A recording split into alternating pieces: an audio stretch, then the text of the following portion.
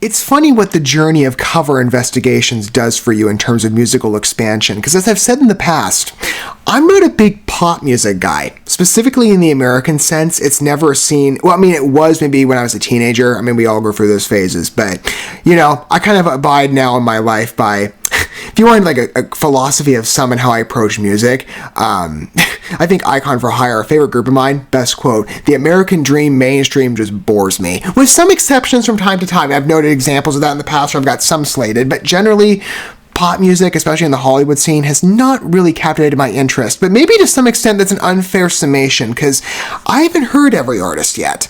Rihanna apparently was one. I have not experienced Unfaithful before. Generally speaking, as I live my life now at 26, beyond my teenage years, I don't spend as much time with pop music. But in the case of cover investigations, right, to study applications and to best understand art as it's transformed by different artists, right, over time, taken as an inspirational work and portrayed with, I imagine, the same respectability. I would expect it with Exit Eden based on our first introduction together, but again, readapted to a new lens. I'm mandated to consider again those types of origin tunes to best understand those comparisons and contrasts, and I will say, with Rihanna's credit on Unfaithful, I actually like the piece. And I will tell you, I have never heard a number in the pop sense that I think is going to be best tailored to symphonic metal. I can already hear the traits. It's there in the song in part. The piano cue brings it up, the structuring of the song as well, the key choice.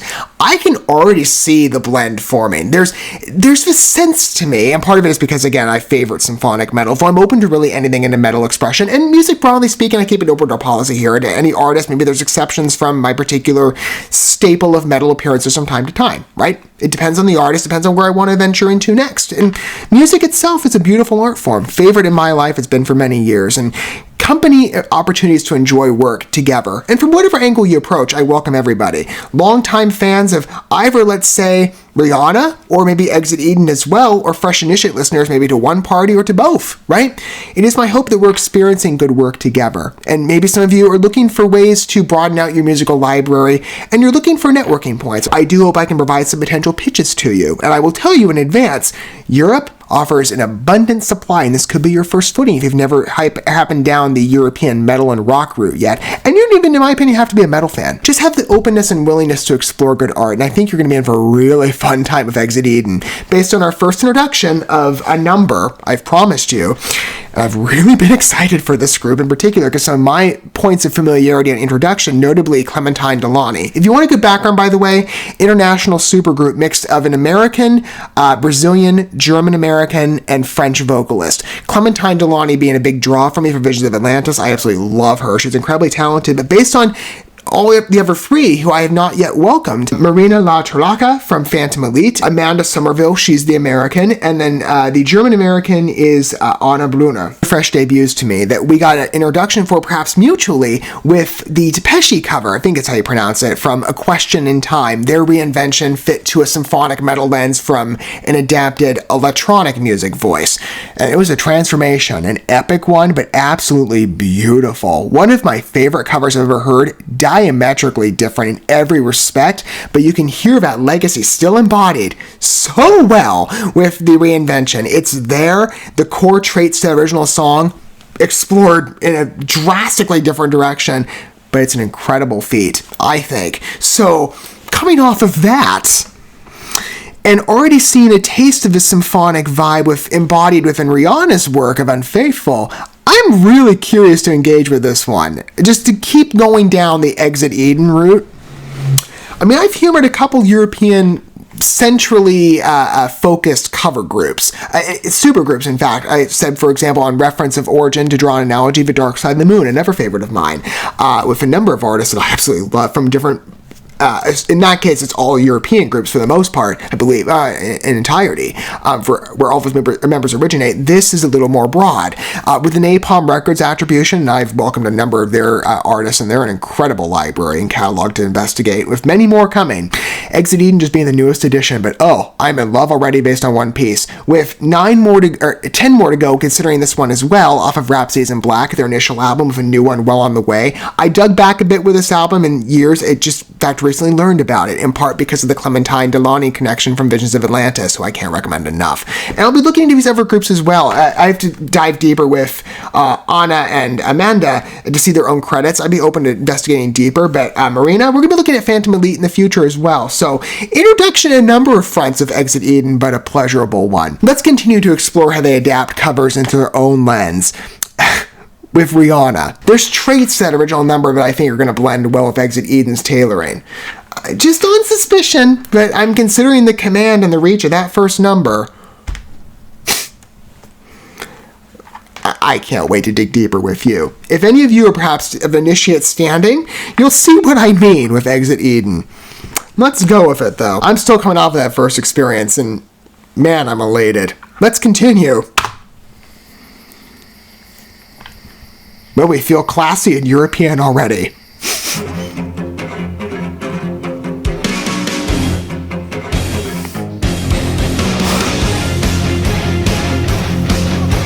Oh my.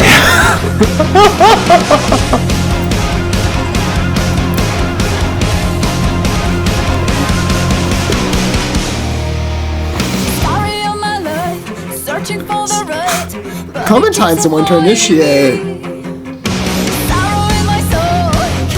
Vocal trade-off maybe from number to number, we'll see. Oh, she's commanding presence, though. I love this piece. The mixture on tone, incredible.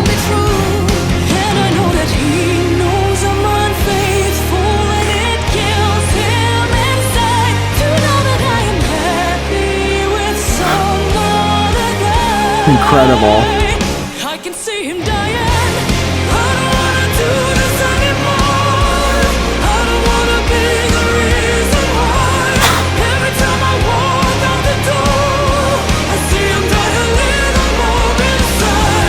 The drama on the delivery, the execution. And now you're really hearing the melding of all four. That last word is so haunting and present, but it clicks. Feel it in the air as I'm doing my hair, preparing for another day. A kiss upon my cheek as he reluctantly. And then isolated strumming, oh my gosh, it is. I think it sounds like a cello to me. Or it could be another strings instrument, either way. Oh.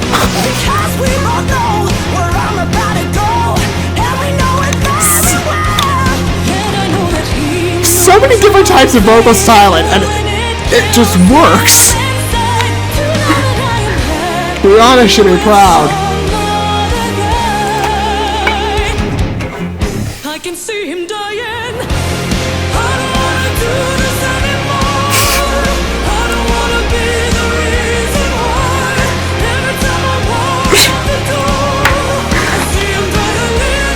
I love it!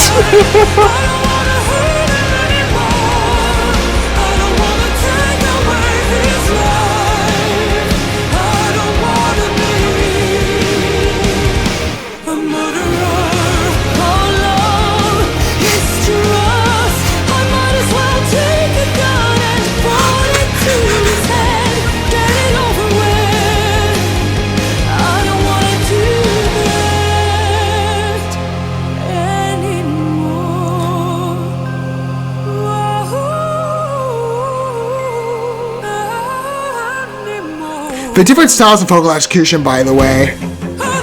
The aggressive, the light. This is an incredible balance.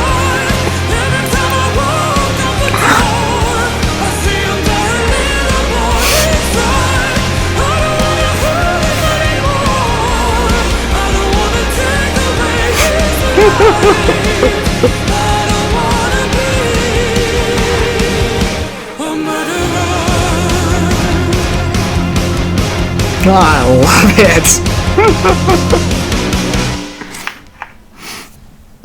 That is one of the best covers I've ever heard in my life. To be continued. Oh, yes, for sure. We have 10 more numbers to go as a present standing. Again, I'm consulting everything at this point. They just demand it. Oh, wow. I don't want to risk overshadowing anybody, right? I have covered many covers, no pun intended, in this channel.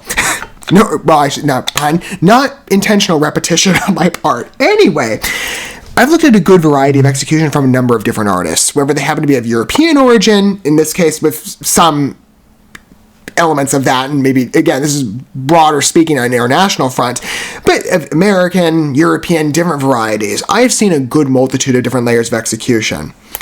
And I've seen quite a command and versatility, right? Different trials that I think are done effectively with particular adventurous traits that are...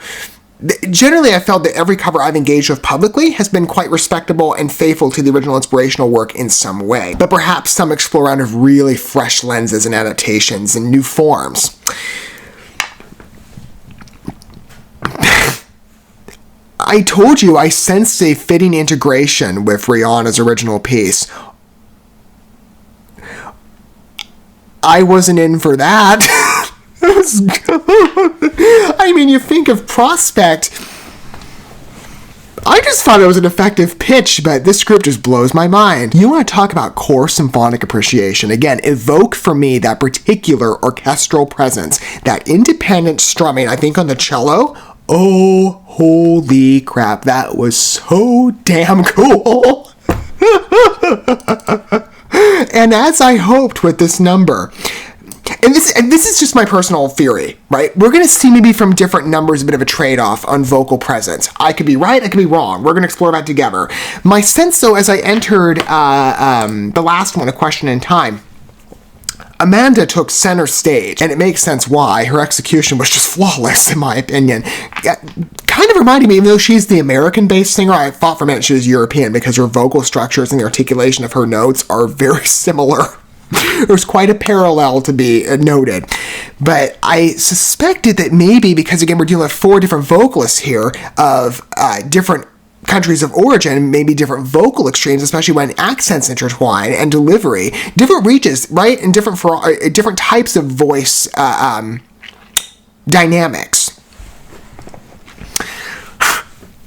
I wondered if it would be a bit of a trade-off role from number to number, but some artists would get a grander showcase and maybe a greater dominance when there's an overlap, or maybe there would be a leveled blend on all 4. And I was really curious to hear how the interplay works. This one, I think, has between the two, that first number comes across to me as more so, and there were sections, I think, for each artist, to my memory. Clementine and Marina specifically, I remember that, but Amanda was given a really grand showcase. This one, different points of entry for everybody. But Clementine as the initiator, I absolutely loved it. Again, big Visions of Atlantis fan over here. She's the bridge that brought me in, but the more I dug into Exit Eden, I'm like, okay, the group actually sounds really cool, an idea. Let's humor this together. Oh, man. And giving her an entire section on the origin, and the way this number starts is just, oh, it's perfect.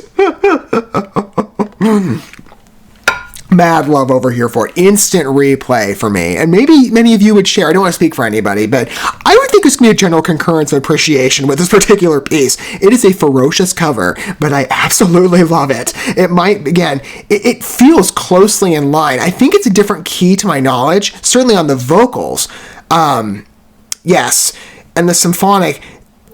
Again, I hear that in the original Rihanna number, so I'll be fair in that respect. Or at least I feel the direction that has to be applied into a symphonic metal lens. But they go above and beyond to give it this entire, you think about a live performance in front of an orchestra, and it feels like I'm listening to that fully with this group. It's just so nice. This is what I hope for symphonic metal, and I constantly get it. But even so many times I've considered many different groups, and I'm like, I get to the end of a number and I'm just blown away because I can't expect it properly. It's such an onslaught of creativity and ambition. This piece, grander beyond what I thought it would be. Oh, it is impressive. And I've said many times, I don't mind in any way, right? Exit Eden. This will not be a shared name in my face-to-face contacts for those who appreciate music, and I don't feel it's many people by not trying to diss anybody, but I don't know. I've always said I feel like a bit of an anomaly in life. Certainly respecting music taste. Not in the company of all of you, though. With you, you're giving me a fulfillment of a void that I experience on a day-to-day basis. I think of Exit Eden, and none of my peers are going to recognize this name, for sure. And it's sad. I wish there was more adjacency. Because I hear groups like this, and I'm just like, I wish. You know? I understand people kind of flock to the mainstream. A lot of people that I know do. But there's adventurism in the untreaded spaces among common recognition. I wish my peers were a little more willing to experience European music. The glamour of it, I hear. I mean, European adjacent, I'll be fair again, because there's a wider canvas with Exit Eden. I'm more so categorizing, I guess, in my head, the Napalm Records attribution and Clementine Delani in the European respect. But I hear delivery like this, and it's just so damn charming. Man, tell you, I feel fulfilled. What creativity and ambition again. This is what I hope for with music, and I always get it. I couldn't have predicted an experience as momentous as that.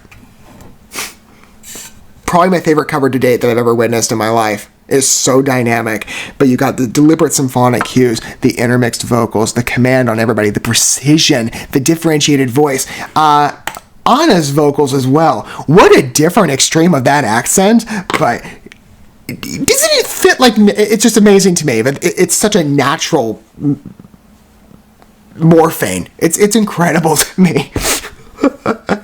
Again, I felt Rihanna gave license to this direction. There was a bit of a twinge of that in the original tune. But Exit Eden just goes above and beyond. Wow. What are your guys' thoughts with that piece? I'm still like over the moon right now. 2 numbers in, I cannot wait for more. I am curious to hear your thoughts, and from whatever vantage point you take. Longtime fan, initiate listener. That's a lot to take in on first standing, isn't it? I'd love to hear your thoughts down below. If, of course, you wish to disclose your perspective, I am in love with it. I cannot wait to hear more. I've said, I love the cover journey. Right? Investigating points of similarity and contrast from number to number as told differently from different artists, right? Or I guess better summed up, retellings. Faithful ones, though. Equally reverential to the inspirational pieces, and I sense it deliberately with this one. It's encoded in the tune. The particular keys are very similar, but again, there's license, I feel, with Unfaithful in its original form to evolve here. And what Exit Eden has done, instrumentally, with the particular, the string and the cello cues, the isolations, just, I can't get over how good that is. But the scale of a number, the different reaches of it, and the vocal command on everybody, the interplay, it's just such a fun piece. I cannot get enough of it, just even on thought. It is something special. And a great herald for more to come with Exit Eden.